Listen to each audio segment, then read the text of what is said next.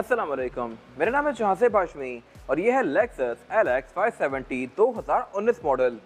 ये लेक्सस की third generation है और इस गाड़ी को एक बार फेसलिफ्ट किया गया था। ये गाड़ी बेसिकली फेसलिफ्ट का ही फेसलिफ्ट है। 2018 तक ग्रिल इसकी पुराने वाली आई थी जिसमें लाइन सीधी थी। 2019 में इसकी ग्रिल को चेंज कर दिया गया और इसमें कुछ और भी छोटे मोटे चेंजेस हैं जो कि मैं कवर करूंगा इस रिव्यू के अंदर। बाकी ये गाड़ी वर्ल्ड वाइड और पाकिस्तान में भी बहुत ज़्यादा फेमस है अपनी मैसिव लुक्स और इसके अलावा ड्यूरेबिलिटी और रीसेल वैल्यू की वजह से। ये सब चीज़ें इस गाड़ी को बहुत अट्रैक्शन बनाती हैं और इसका डायरेक्ट कंपटीशन रेंज रोवर वगैरह बनती है, लेकिन मार्केट के लिहाज से ये गाड़ी उनसे ज़्यादा स्ट्रॉन्ग है। क्या वजह है, क्यों ये गाड़ी इतनी वैल्यू होल्ड करती है, ये सब मैं कवर करूंगा इस रिव्यू में। फिलहाल अगर बात की जाए इस गाड़ी की प्राइस की तो इसकी डिमांड 6 करोड़ 80 लाख रुपए है। ये गाड़ी 5 ग्रेड की है, 24 इंपोर्ट है, 19 मॉडल है और साइकिल मोटरस्पोर्ट के पास अवेलेबल है। अगर आपने इसके बारे में कोई इन्फॉर्मेशन लेनी है तो आप इस दिए गए नंबर पर कॉल कर सकते हैं या फिर आप साइकिल मोटरस्पोर्ट को विजिट कर सकते हैं जो कि रावलपिंडी में DH2 के गेट 1 के ऑपोजिट लोकेटेड है। साइकिल मोटर्स की टोटल 2 ब्रांचेस हैं, एक रावलपिंडी में मरी रोड पे और फिर रावलपिंडी में ये वाली ब्रांच। इन दोनों ही ब्रांचेस पे गाड़ियों की बाइंग एंड सेलिंग के साथ साथ गाड़ियों के काम भी किए जाते हैं, जैसा कि tints, wrap, ceramic coating, PPF, graphene coating. यहाँ पे गाड़ियाँ फेसलिफ्ट भी की जाती हैं और इसके अलावा यहाँ फिर एक पेंट बूथ भी अवेलेबल है। तो गाड़ियों की मॉडिफिकेशन, बाइंग एंड सेलिंग या कार केयर वगैरह के किसी भी तरह के काम के लिए cycle Motors and cycle motorsports is the place. Overall, it's a great Lexus, and today I'm going to review it. Let's talk about the exterior of this car. लेकिन इस रिव्यू को शुरू करने से पहले इस रिव्यू को लाइक और चैनल को सब्सक्राइब जरूर कर लीजिएगा, क्योंकि YouTube पे ग्रोथ के लिए मेरे लिए काफ़ी इंपॉर्टेंट है। खैर, अगर बात की जाए इस गाड़ी के फ्रंट लुक की तो लुक्स के लिहाज से मेरे ख्याल से ये अब तक का बेस्ट लुक है इस शेप का।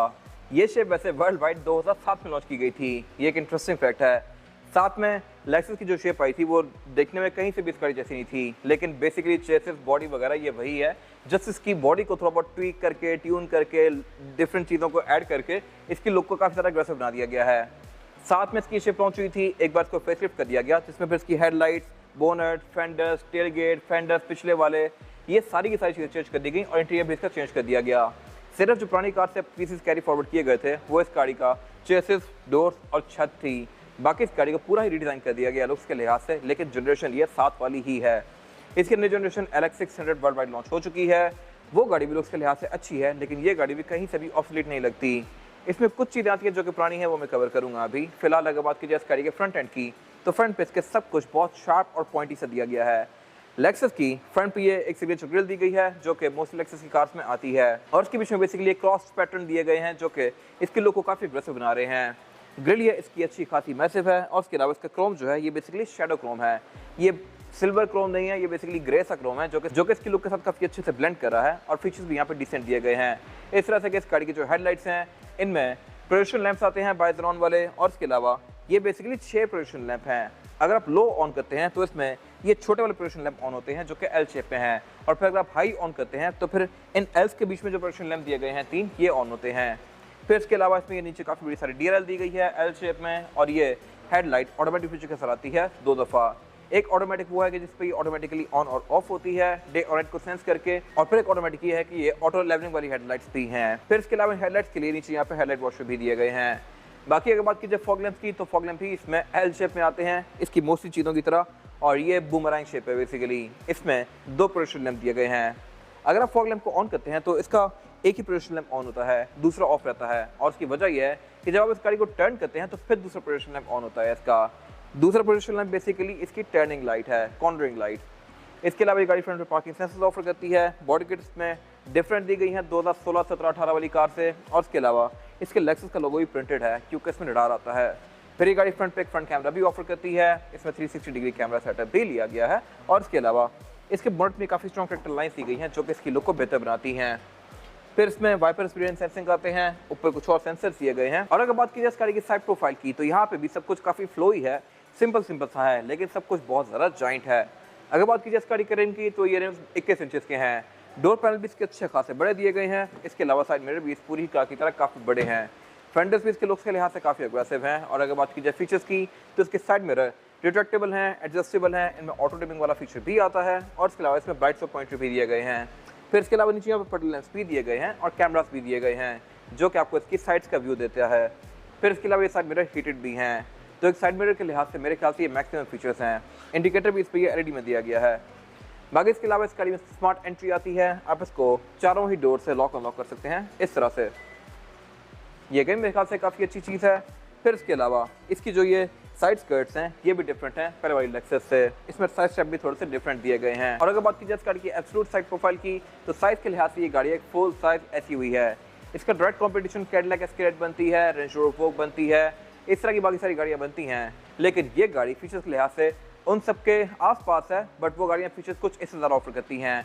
इस तरह से कि डोर खोलने पे उनके साइड स्टेप डिप्लॉय होते हैं। फिर इसके अलावा उनमें ड्राइविंग मोड्स बहुत ज़्यादा आते हैं, शशके बहुत ज़्यादा आते हैं, लेकिन वो सारे शशके ख़राब भी होते हैं और उनकी मेंटेनेंस कॉस्ट भी बहुत ज़्यादा होती है। जैसे कि इसमें सॉफ्ट क्लोज डोर्स नहीं आते, रेंज रोवर वगैरह में आते हैं, लेकिन अगर रेंज रोवर का सॉफ्ट क्लोज डोर्स में से कोई भी डोर खराब हो जाए तो उसकी मेंटेनेंस कॉस्ट तकरीबन 4-5 लाख रुपए है सिंगल डोर की। फिर इसी तरह उसके डिप्लॉयबल साइड स्टेप्स भी अगर डिप्लॉय होना बंद हो जाए तो उसकी भी अच्छी खासी मेंटेनेंस कॉस्ट है। इस तरह के छोटे मोटे फीचर्स आपको ये खास यूजेबल नहीं होते, लेकिन अगर वो खराब हो जाए तो फिर उनकी कॉस्ट बहुत ज़्यादा पड़ती है। इसमें फीचर दिए ही नहीं गए ताकि खराब भी ना हो। बाकी इसके अलावा हाइट के लिहाज से ये गाड़ी अच्छी खासी ऊंची है और आप इसके हाइट को रेस और लोअर भी कर सकते हैं। इसमें हाइट कंट्रोल आता है। फिर इसमें एक और मोड दिया गया है ईजी एंट्री वाला, ईजी एक्सेस वाला। अगर आप ड्राइवर की राइट साइड पर देखें तो एक बंदा बना हुआ है जो कि थोड़ा सा झुका हुआ है। अगर आप उस मोड को क्लिक कर दें और गाड़ी को ड्राइव करके कहीं जाकर रोकेंगे, जैसे आप गाड़ी बंद करके दरवाज़ा खोलेंगे, गाड़ी अपनी हाइट को ड्रॉप कर देगी ताकि आप आसानी से उतर सकें और आसानी से बैठ भी सकें। फिर आप जैसे ही गाड़ी को स्टार्ट करेंगे और चलाना शुरू करेंगे, गाड़ी दोबारा अपनी हाइट गेन कर लेगी। तो ये भी इसमें एक स्मार्ट फीचर आता है जो कि अगेन एक अच्छी चीज़ है। और अगर बात की जाए इस गाड़ी की साइड प्रोफाइल की, तो इसमें विंडोज स्टैंडर्ड दी गई हैं क्योंकि जैपनीज इंपोर्ट कार है, ये प्राइवेसी वाली आती हैं। फिर इसमें प्रेस आए हुए हैं, रूफ रेज आई हुई हैं, ये गाड़ी सनरूफ भी ऑफर करती है। और इसके अलावा इसमें काफ़ी बड़ा क्वार्टर ग्लास दिया गया है। इतना बड़ा क्वार्टर ग्लास मेरे ख्याल से मैंने इससे पहले किसी और कार में नहीं देखा। बाकी इसके आसपास क्रोम की फिल कंटिन्यू करती है। फ्यूल डोर इसका राइट साइड पे दिया गया है। और अगर बात की जाए इस गाड़ी के रेयर एंड की, तो ये भी फ्रंट की तरह ही काफ़ी एग्रेसिव है। टेल लाइट्स भी इसमें फ्रंट की तरह ही एल शेप में दी गई हैं, ये एलईडी वाली हैं। और इसके अलावा ये गाड़ी बैक पे रेयर फॉग भी ऑफर करती है। बैक पे इसमें पार्किंग सेंसर भी दिए गए हैं, बॉडी किट्स दी गई हैं जो कि इसके लुक को काफ़ी एग्रेसिव बना रही हैं। ये गाड़ी बैक पे डुअल एग्जॉस्ट ऑफर करती है और इसका टेलगेट पावर्ड है जो कि मैं की फॉब से अनलॉक कर सकता हूँ लाइक दिस, और ये ऑल द वे अप जाएगा। टेलगेट इस एरा तक स्प्लिट में आया था, यानी कि नीचे वाला पोर्शन अलग से नीचे आएगा, ऊपर वाला अलग से ऊपर जाएगा। लेकिन अब नई वाली गाड़ियों में बेशक LC300 हो या LX600 हो, टेलगेट सिंगल ही पीस में आता है और वो सारा ही पीस ऊपर जाता है। उसका मेरे ख्याल से एक ड्रॉबैक है। ड्रॉबैक ये है कि आप उसमें इस तरह से चढ़ के बैठ नहीं सकते। ये मेरे ख्याल से एक बड़ी मजे की चीज़ थी। आप कहीं पिकनिक पे जाते हैं, कहीं भी जाते हैं, तो आप इस तरह बैक पे बैठ के चिल कर सकते हैं, लेकिन अब नई वाली गाड़ियों में ये सीन है ही नहीं। फिर इसके अलावा उनका टेलगेट खुल के बहुत पीछे तक जाता है, जबकि इसमें वो चीज़ भी नहीं है क्योंकि स्प्लिट है तो इसके दो छोटे से पीसेस खुलते हैं। इसके अलावा इसके इस वाले एरिया में इसकी टूल किट दी गई है और बाकी ये प्रॉपर एक 7 सीटर SUV है। इसमें थर्ड रो सीट्स दी गई हैं, बैक पे 2 लोग बैठ सकते हैं इजीली। इसमें ये प्रॉपर इसमें जगह है बैठने की, ऐसा नहीं है कि छोटी ही सीट्स दी गई हों बच्चों के लिए। और ये सीट्स फोल्ड एंड फोल्ड भी इलेक्ट्रॉनिकली की जा सकती हैं इस तरह से। इसको मैं ड्रॉप और रेस दोनों इलेक्ट्रॉनिकली कर सकता हूँ। अगर मैं इसको उठाना है तो मैं उठाऊंगा भी इसको इसी तरह से लाइक दिस, जबकि पुराने वेट वगैरह में आप इनको सिर्फ उठा सकते हैं इलेक्ट्रॉनिकली, लोअर नहीं कर सकते। इसके अलावा बाकी इसकी आप सेकंड रो सीट्स भी फोल्ड कर सकते हैं अगर अपने ट्रंक कैपेसिटी को स्पेशियस बनाना है। मैट्स वगैरह इसमें लेक्सस के ही आए हुए हैं कंपनी से स्टैंडर्ड, और इसमें ट्रंक में भी स्पीकर दिए गए हैं क्योंकि इसमें साउंड सिस्टम भी प्रीमियम है मार्क्स एंड लेविंसन का। ये चीज़ एक एड ऑन फीचर है, कंपनी से नहीं आती, इसमें ली गई है। बाकी बैक पे इसमें रियर विंडशील्ड वाइपर दिया गया है, स्पॉइलर दिया गया है, और इसके अलावा यहाँ पे कुछ खास है नहीं। इसके बाद अगर बात की जाए इस गाड़ी के इंटीरियर की, तो इंटीरियर के लिहाज से भी ये गाड़ी बहुत मजेदार है। एक्सटीरियर की तरह इसका इंटीरियर भी बहुत ज़्यादा ह्यूज है, सीट्स भी इसकी बहुत बड़ी हैं, सेंटर कंसोल भी अच्छा खासा मैसिव है। अगर आप किसी सेडान के बाद डायरेक्ट इस गाड़ी में आकर बैठे हैं तो आपको हर चीज़ इतनी बड़ी लगेगी कि आप कहेंगे लाइक ये क्या है। खैर, इसमें कलर्स बहुत सारी ऑफर होती हैं। ये स्पेसिफिक कार टैन रूम के साथ है, टैन और ब्लैक के कॉम्बिनेशन में है। इसमें चेरी भी ऑफर होता है, ऑल ब्लैक भी ऑफर होता है, बेज भी ऑफर होता है, आइवरी भी ऑफर होता है, और फिर टैन ऑफर होता है। ये 5 रूम है। मेरे ख्याल से सबसे प्यारा रूम इसमें यही वाला लगता है। आइवरी मेला बहुत जल्दी हो जाता है, बेज तो बिल्कुल बेसिक सा होता है जैसा कि हर गाड़ी में आता है, और चेरी भी प्रॉपर चेरी नहीं होता, वो थोड़ा ब्राउन सा ही लग रहा होता है। खैर, अगर बात की जाए इस गाड़ी के स्टीयरिंग व्हील की, तो स्टीयरिंग व्हील इसमें 3 स्पोक आता है और इसमें लेफ्ट राइट स्पोक को डिफरेंट कंट्रोल्स दिए गए हैं। लेफ्ट पे जो कंट्रोल्स है ये मल्टीमीडिया के हैं, राइट पे जो कंट्रोल्स हैं यहाँ से आप इसके मीटर के बीच में नेविगेट कर सकते हैं। फिर इसमें क्रूज कंट्रोल आता है जो कि एडप्टिव है, और इसके अलावा गाड़ी ऑन ऑफ करने के साथ साथ इसका स्टीयरिंग व्हील ऊपर नीचे होता है क्योंकि ये मेमोरी फंक्शन के साथ आता है। फिर इसमें सीट भी आगे पीछे होती है अगर आप सेटिंग बनाएं तो। इसके अलावा ये गाड़ी पैडल शिफ्टर्स ऑफर करती है। हेडलाइट्स में इसका ऑटोमेटिक वाला फीचर आता है और लेफ्ट पे इसके वाइपर दिए गए हैं जो कि अगेन रेन सेंसिंग है। इसके अलावा अगर बात की जाए इस गाड़ी के मीटर की, तो मीटर भी इसका लुक के लिहाज से अच्छा खासा मैसिव है। इसमें 2 मेन डायल दिए गए हैं और 4 छोटे डायल्स दिए गए हैं। मेन ड्राइव बेसिकली स्पीडोमीटर और आरपीएम है। इसका आरपीएम 5.9 पे जाकर रेड लाइन करता है और उसके अलावा इस गाड़ी की speed limit 260 kilometre per hour तक है। ये भी एक मजेदार चीज है। ऐसे 200 या 300 सीरीज के अंदर आपको speed limit 180 kilometre per hour तक नजर आएगी, क्योंकि जापान में रिस्ट्रिक्शन है, लेकिन इस गाड़ी में 260 दी गई है। उसकी वजह यह है कि लेक्सस बेसिकली अमेरिका को टारगेट करती है। अमेरिका में V8 नहीं बिकती, बल्कि ये गाड़ी बिकती है। ऐसी 300 सीरीज भी अमेरिका में ऑफर नहीं होती, लेक्सस ऑफर होती है LX 600। तो बेसिकली अमेरिका को देखते हुए इसमें मीटर 260 तक दिया गया है। फिर इसके अलावा मीटर के सेंटर में इसका ये MI डिस्प्ले दिया गया है, जो कि अगेन फीचर्स के लिहाज से डिसेंट है। ये गाड़ी आपको इसमें ट्रिप्स, एवरेज किलोमीटर पर लीटर, आउटसाइड टेम्परेचर, गाड़ी की height, tyre pressure monitor, tyre turning radius, compass, इस तरह की सारी चीज़ें शो करवाती है। और इसके अलावा इसकी हाउसिंग भी सारी लेदर की फिनिश में है। फिर मीटर के पीछे यहाँ पे इसका हेडअप डिस्प्ले दिया गया है। ये गाड़ी आपको विंड स्क्रीन के अंदर इसकी स्पीड भी शो करवाती है। आप इसको ऑन ऑफ कर सकते हैं और एडजस्ट भी कर सकते हैं। फिर इसके अलावा डैशबोर्ड के साइड पे इसके स्पीकर दिए गए हैं मार्क्स एंड लेविंसन के, और इसके अलावा सेंटर में ये काफ़ी बड़ी सारी मल्टीमीडिया स्क्रीन दी गई है। ये स्क्रीन डिज़ाइन के लिहाज से तो बहुत प्यारी है, लेकिन इसका एक मेजर फ्लॉ ये है कि ये टच में नहीं है। आप इसको टच से यूज़ नहीं कर सकते। इसको यूज़ करने के लिए नीचे यहाँ पर ट्रैक पैड दिया गया है, जहाँ से आप इसकी डिफरेंट सेटिंग्स के बीच में नेविगेट करेंगे, और इस ट्रैक पैड के साथ आपको यूज टू होना पड़ेगा। अनलेस आप इसको कुछ टाइम यूज़ ना करें, आपको इसकी आदत नहीं पड़ेगी और इसको यूज़ करना थोड़ा सा मुश्किल लगेगा आपको। और इसके अलावा आपने अगर लेट्स सपोज में कोई नेविगेशन की लोकेशन एंटर करनी है, तो आपको वर्ड बाय वर्ड एंटर करनी पड़ेगी। लेट्स सपोज मैंने अपने घर जाना है, तो मैं यहाँ पे देखूंगा street number dash, house number dash, Bahria, phase 8, Rawalpindi, और उसके बाद फिर ये गाड़ी मुझे पहुंचाएगी। और वो मैं टाइप करूंगा RAWALPIND करके, और वो टाइपिंग भी ट्रैक पैड से होगी। तो ये मेरे ख्याल से एक अनोइंग चीज़ है। अगर ये टच पर रही तो बहुत बेहतर थी। बाकी स्क्रीन आपको Bluetooth, aux, Android auto, Apple CarPlay, USB navigation, गाड़ी की स्टैट्स, क्लाइमेट कंट्रोल, इस तरह की सारी चीज़ें शो करवाती है। और इसमें एक स्प्लिट व्यू भी आता है रेंज रोवर्स की तरह। हाफ स्क्रीन पे आप कुछ और भी रख सकते हैं और बाकी स्क्रीन पे मीडिया चलेगा। इसके अलावा नीचे फिर यहाँ पे वुड की ट्रिम्स दी गई हैं। वुड की ट्रिम का शेड भी आप डिसाइड कर सकते हैं कि इसको लाइट रखना है या डार्क रखना है। इसमें डार्क रखी हुई है। इसके अलावा सेंटर में लेक्सस क्लॉथ दी गई है, जो कि लुक के लिहाज से बहुत प्यारी है। और इसके अलावा एयरबैग डैशबोर्ड में गाड़ी टोटल 4 ऑफर करती है। फिर उसके नीचे इसका ये मल्टीमीडिया सिस्टम दिया गया है, क्लाइमेट कंट्रोल दिया गया है।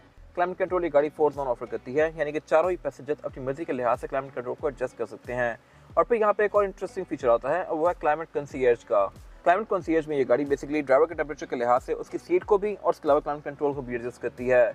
ये मेरे ख्याल से एक अच्छा फीचर है और आपको सिर्फ लेक्सस में देखने को मिलता है। ये चीज़ V8 में नहीं आती।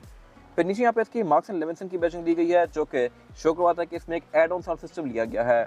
ये आप एक्स्ट्रा पैक करके लेते हैं, हर लेक्सस में नहीं आता, और जिसमें आता है उसमें यहाँ पे बैजिंग दी गई होती है। फिर इसके अलावा यहाँ पे डॉल्बी, DTS, इस तरह की चीज़ों की बैजिंग दी गई है। और इसमें अगर मार्क्स एंड लेविंसन को अगर आप नीचे से पुश करेंगे तो इसमें 2 कार्ड डालने का एरिया दिया गया है।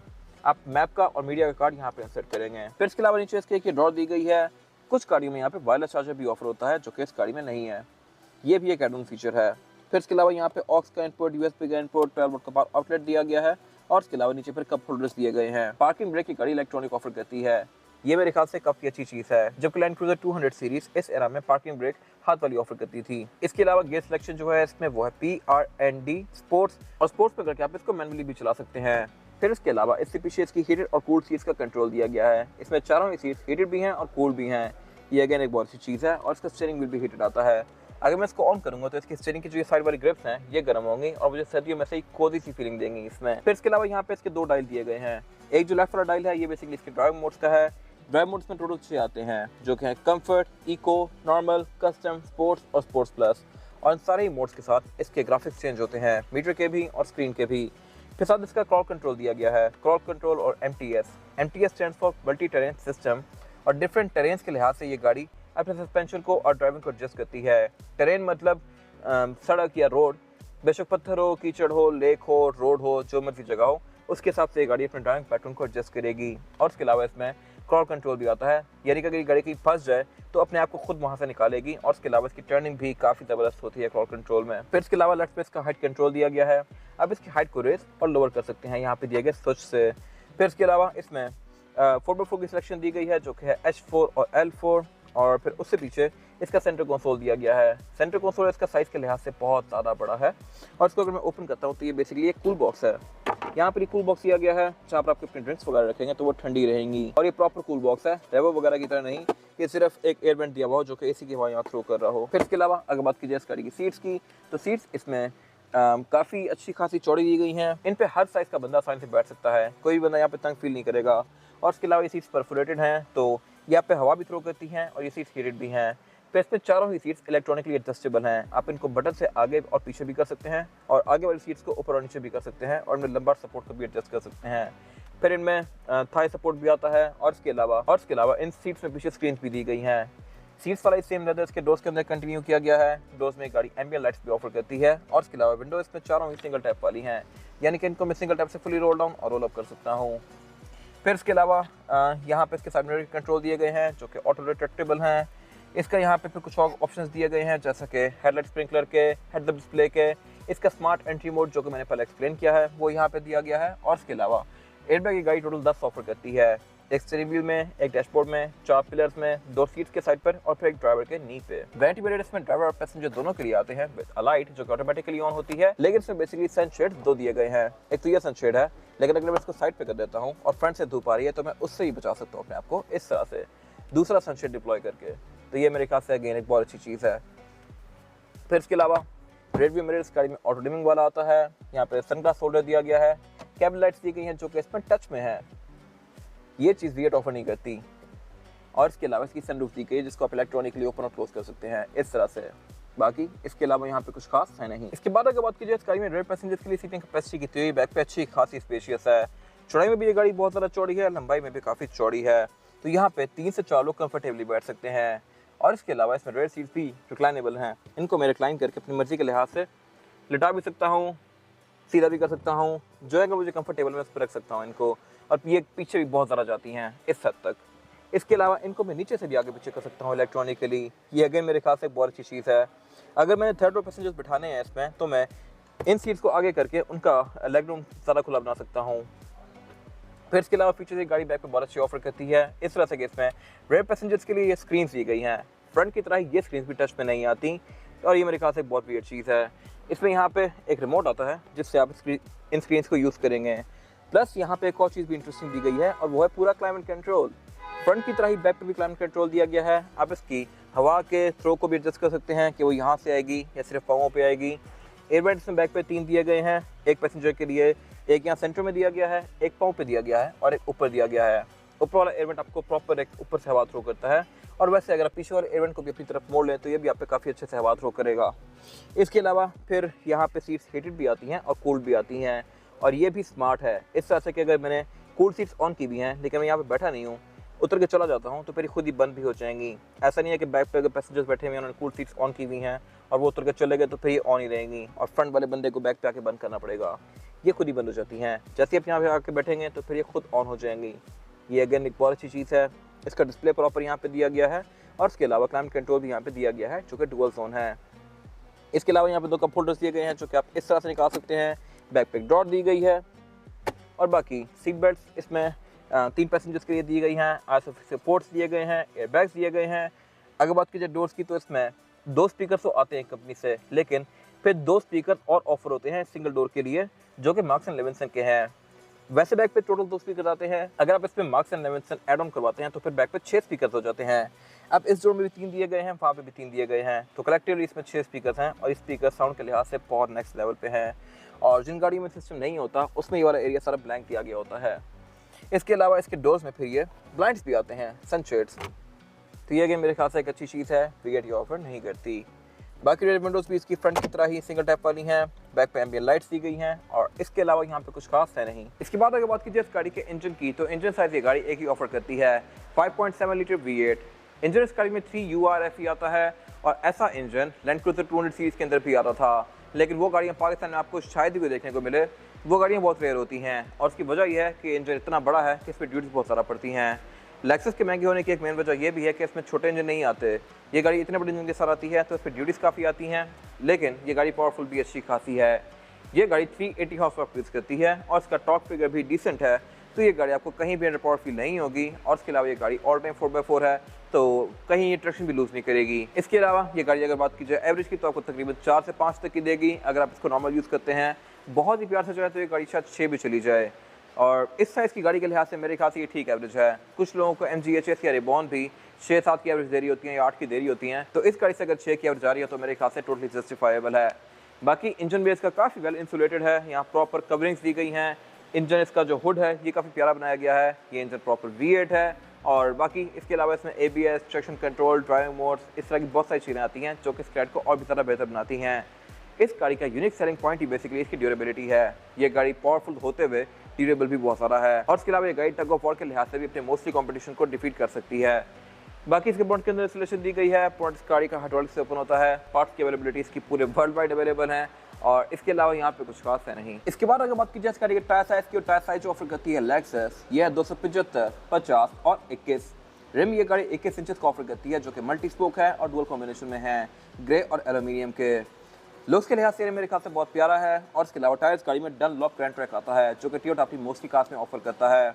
अगर आप रिवो देखें, फॉर्च्यूनर देखें, V8 देखें या ये गाड़ी देखें, इन सब में टायर डनलॉप ग्रैंड ट्रैक आता है और इसके अलावा इसमें फिर डिस्क ब्रेक भी दी गई हैं चारों ही टायरों में जो कि इसकी ब्रेक को काफ़ी अच्छा बनाती हैं। बाकी गाड़ी हाइट कंट्रोल ऑफर करती है तो आप इसकी हाइट को रेस और लोअर कर सकते हैं और इसके अलावा टायर भी अच्छे हैं। ये आपको तकरीबन 50-60 हज़ार किलोमीटर तक एक अच्छी राइड प्रोवाइड करेंगे। ये था आज का रिव्यू। अगर आपको ये रिव्यू पसंद आया है तो इस रिव्यू को लाइक कीजिए, मेरे चैनल को सब्सक्राइब कीजिए और अगर आपके पास गाड़ी से रिलेटेड कोई राय है तो उसको कमेंट सेक्शन में शेयर जरूर कीजिएगा ताकि वो लोग जो ये गाड़ी लेने वाले हैं तो आपकी राय से फ़ायदा उठा सकें। अपना ख्याल रखिएगा। Thank you.